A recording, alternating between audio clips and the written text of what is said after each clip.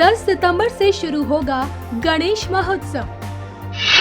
10 दिनों तक चलेगा भक्ति और शक्ति का महोत्सव।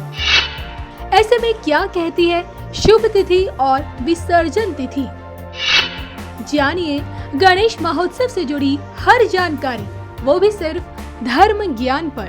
दोस्तों नमस्कार, मैं हूं डॉक्टर श्रीपति त्रिपाठी। हिंदू पंचांग के अनुसार गणेश चतुर्थी भाद्रपद मास के कृष्ण पक्ष की चतुर्थी तिथि पर है। हिंदू पंचांग के अनुसार गणेश चतुर्थी भाद्रपद मास के कृष्ण पक्ष की चतुर्थी तिथि पर है। 10 सितंबर 2021 को गणेश चतुर्थी का पर्व है और इसी दिन से 10 दिनों तक चलने वाला गणेश उत्सव का पर्व मनाया जाएगा।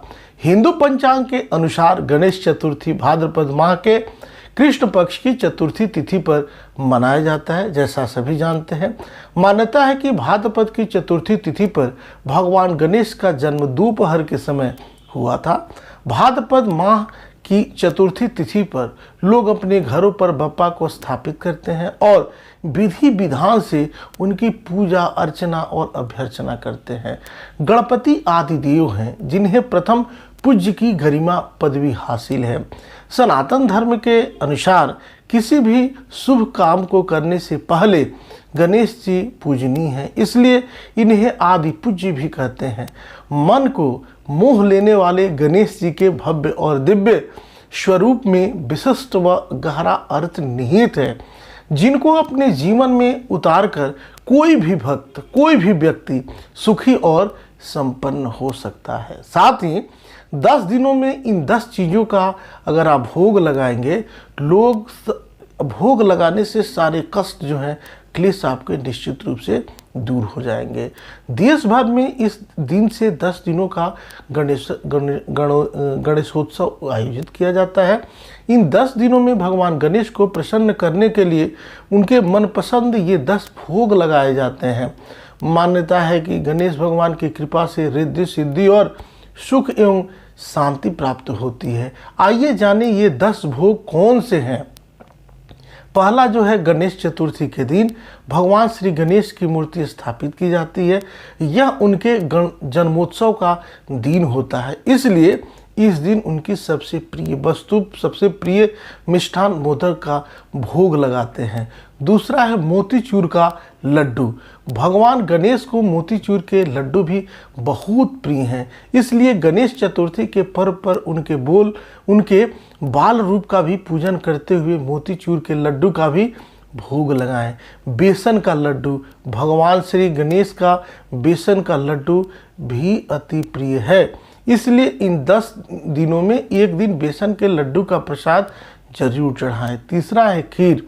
एक कथा के अनुसार माता पार्वती महादेव के लिए जब खीर बनाती हैं तब पुत्र गणेश खीर पी जाते हैं, इसलिए भगवान गणेश को खीर अवश्य चढ़ाना चाहिए। केला। सनातन धर्म में केले के भोग को उत्तम माना गया है और यह भगवान गणेश को भी पसंद है, इसलिए केले का भोग अवश्य लगाएं। इसके बाद नारियल। धार्मिक कार्यों के लिए नारियल काफ़ी शुभ होता है। इन दिनों में किसी भी दिन भगवान गणेश को नारियल का भोग जरूर लगाएं। मखाने की खीर। मखाने की खीर का भी आप भोग लगाकर, इसको बनवाकर अच्छे से शुद्धता के साथ भोग लगाएं। पीले रंग की मिठाई। पीला रंग गणेश जी को बहुत प्रिय है, इसलिए पीली मिठाई में केसर मिलाकर इसका भोग जरूर लगाएं। यह करने से निश्चित रूप से लाभ होगा। गणेश जी की पूजा के लिए अगर आप और अनुकूलता चाहते हैं, बेहतरी चाहते हैं, तो आपको और अच्छे से गणेश जी के मंत्रों का जप करना चाहिए, गणेश स्तोत्र का पाठ करना चाहिए। ध्यान रहे कि इसका पाठ करने से निश्चित रूप से लाभ मिलेगा, अनुकूलता मिलेगा, बेहतरी होगी। अगर आपको बता दें कि गणेश संकट नाशन स्तोत्र जो है, इसका पाठ करने से निश्चित रूप से लाभ मिलेगा, अनुकूलता मिलेगी, बेहतरी होगी।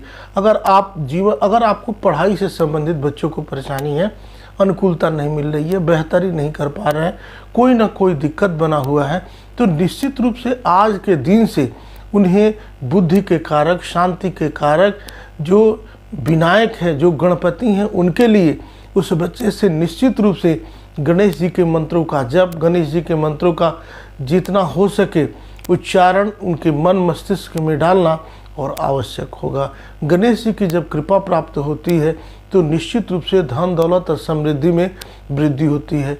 आप लाख कमा लें, आप लाख बेहतरी कर लें, लेकिन घर में अगर शांति नहीं है, अगर गणेश जी की कृपा चाहते हैं, गणेश जी का आशीर्वाद इस 10 दिनों में चाहते हैं, तो अपने लोगों के साथ, अपने माता पिता और गुरुजन के आशीर्वाद के साथ निश्चित रूप से आप जो हैं गणेश जी की पूजा करें, गणेश जी के प्रसाद को चढ़ाएं। आशीर्वाद अगर गणेश जी का लेते हैं तो इन चारों चीज़ों की वृद्धि होगी। लिखा है कि आनंद काले बहुराज्य लक्ष्मी, आप आनंदित रहेंगे और बहुत सारी लक्ष्मी की प्राप्ति होगी।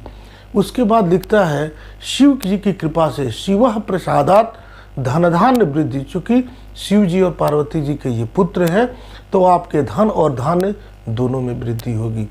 तीसरा जो है आशीर्वाद लिखता है, वाह का मतलब होता है वकार शत्रु ही विनाशकत्वम। गणेश जी की कृपा से आपके शरीर में किसी भी प्रकार का कोई रोग है, कोई परेशानी है, कोई कष्ट है तो वह निश्चित रूप से दूर होगा। या आपके प्रत्यक्ष कोई शत्रु है, परोक्ष कोई शत्रु है, या आपके बारे में मनसा वाचा और कर्मणा किसी भी रूप से कोई आपके विरोधी हैं तो उसका वकार रूपी शत्रु का स्वतः नाश होगा। और अंतिम जो है, आप लाख प्रयास करते हैं, लाख कमाते हैं, लाख धन दौलत लेके आते हैं, लेकिन घर में लक्ष्मी का वास नहीं हो रहा है। आप पूरी दुनिया से कमा के लाते हैं, दौलत लाते हैं, लेकिन घर में आने के बाद लक्ष्मी की जगह पे दरिद्रा का वास है, मतलब पैसा बिल्कुल बचता नहीं है। आर्थिक दृष्टिकोण से हमेशा त्राहिमाम की स्थिति बनी हुई है। तो घर से आपकी दरिद्रा का नाश हो, आपको अनुकूलता हो, बेहतरी हो और लक्ष्मी का वास हो, इसके लिए निश्चित रूप से गणपति स्तोत्र का जो है, गणपति अथर्वशीर्ष का अगर आपको जानकारी है तो इनका पाठ करें, और नहीं तो ओम गंग गणपति नमः मंत्र का जितना हो सके उतना आप जाप करें, आप पाठ करें, आप अनुकूलता करें। आप देखेंगे कि आपको बेहतरी के योग होंगे। आप मंत्रों का पाठ करते हुए, मंत्रों का संचय करते हुए आप अपने आप को बेहतरी के लिए आगे बढ़ सकते हैं। आज के दिन हरा मूंग, हरा चना, हरे रंग की चीज़ें आप जितना हो सके आप अगर वो चढ़ाते हैं, अगर आप प्रसाद में देखिए शुचिता के साथ, शुद्धता के साथ अगर कुछ भी करेंगे तो वह निश्चित रूप से आपको लाभ मिलेगा और बेहतरी मिलेगी।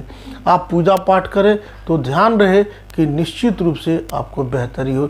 गणेश जी को प्रणाम करते हुए अपनी पहले दिन से ही उनके अच्छे से मूर्ति लाएं और स्थापित करके आप आगे बढ़ें। आप सभी को यह मंत्र समर्पित है। विघ्नेश्वराय वरदाय शिरप्रियाय लंबोदराय सकलाय जगद्विताय नागाननाय श्रुति यज्ञ विभूषिताय गौरीसुताय गणनाथ नमो नमस्ते। यह उपाय करें, देखें गणपति की कृपा आपके ऊपर होगी और आप सब दिन दूनी रात चौगुनी बढ़ेंगे। ओम गंग गणपति नमः। नमस्कार।